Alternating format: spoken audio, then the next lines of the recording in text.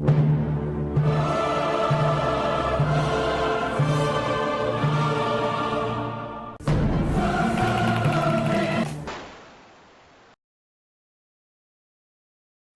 back, I'm Captain Xavier, and I present to you the Tactical Jolt Mark II. Oh yes, my Tactical Jolt video is currently my most viewed video on YouTube, which pains my soul slightly, but who am I to argue with what's popular? This blaster was sent to me by a fan. It is the Microshots Strife, which is neat looking. And they said that they wanted me to try to make a Tactical Jolt Mark II out of it, and I loved the idea. It had the fake barrel attachment point, the fake stock attachment point, and fake rail all ready, so it was simple. I added an out of darts Artemis attachment point, stock attachment point, as well as a barrel attachment point from the bin, and then some rail off of, I don't even know. I think it's a Rapid Strike. Anyway, and now it has all of the same attachment features as the Mark I.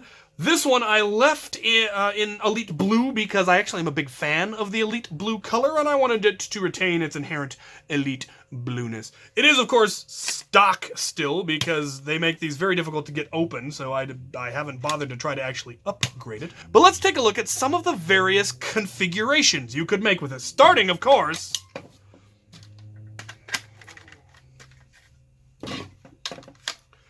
with the sniper configuration.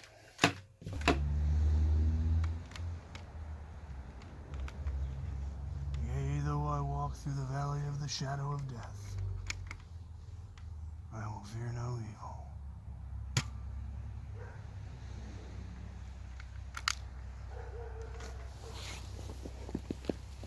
As you can see, it has a long strike barrel, a long strike sight, a Raider stock, and a Centurion bipod. And I think it actually looks pretty neat in this configuration.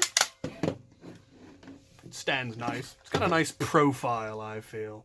Thoroughly silly. Let's take a look at another configuration. The next configuration is the Recon configuration. They're out there somewhere.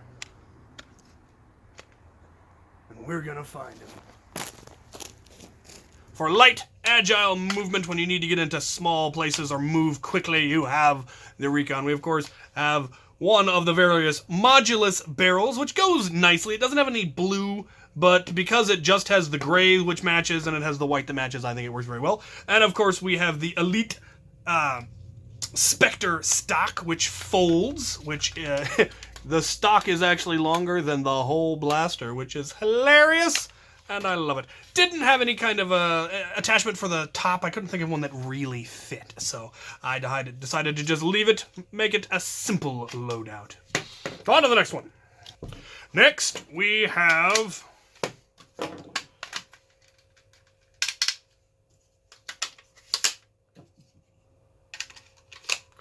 a standard light Rifleman configuration. Set! Moving!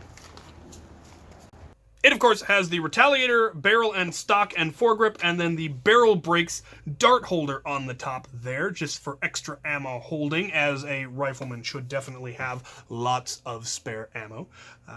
This one, I really kind of like this one. It's also very comfortable, very compact, good for close quarters kind of things, clearing corners, clearing hallways, that sort of thing. The barrel's not too long. The stock is short enough you can really tuck it in, which I really like. On to the next one. Up next we have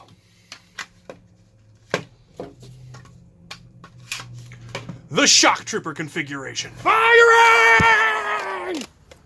This also consists of a Retaliator barrel and stock, but we've gotten rid of the dart holder, gotten rid of the foregrip, and replaced it with a bayonet for the good old charge. When you're in a desperate position and you need to break the enemy for one reason or the other, you send in the Shock Troopers, the Feral Squad, the Berserkers, with their bayonets and their one shot in the barrel, and you just go in and have at it. An excellent configuration for desperate measures.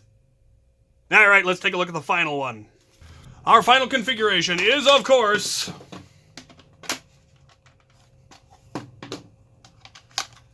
the Heavy.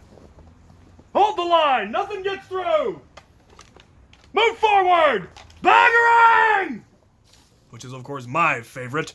We have a Demolisher launcher that's been attached to a Recon barrel, Demolisher stock, and then a Recon flip-up sight for those long grenade lob shots.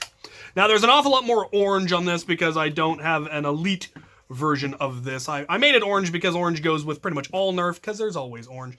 And then, of course, the Demolisher does not have the orange stock, but I think it still matches well enough.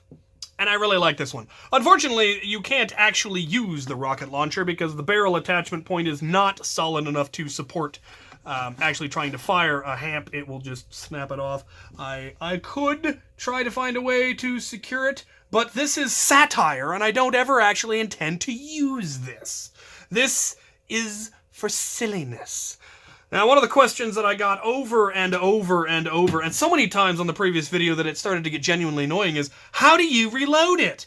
Well, and I actually explained this in the video, you have to take the barrel off to reload, which, yes, makes this horribly inefficient, but as I have just stated, this is satire. It's meant to be silly. And I had a lot of fun with it, especially all those silly scenes in the snow. It finally snowed here! I was hoping we would make it without snow, but no such luck. Anyway. I really like it. I like the micro shots one. I particularly like the micro shot hammer shot just because it's silly. Though every time I pick it up and go to use it, I try to prime it using the hammer and I am disappointed once again. But I really like it. Thank you for sending me this. Thank you for the suggestions. I hope you enjoyed this. I'm looking forward to more silly videos like these. I do enjoy a good bit of satire, so stay tuned. I will be doing actual serious loadout videos for all of these different loadout types, as well as a few more for auxiliary training for HVZ and so forth. So stay tuned for that, and thank you for watching.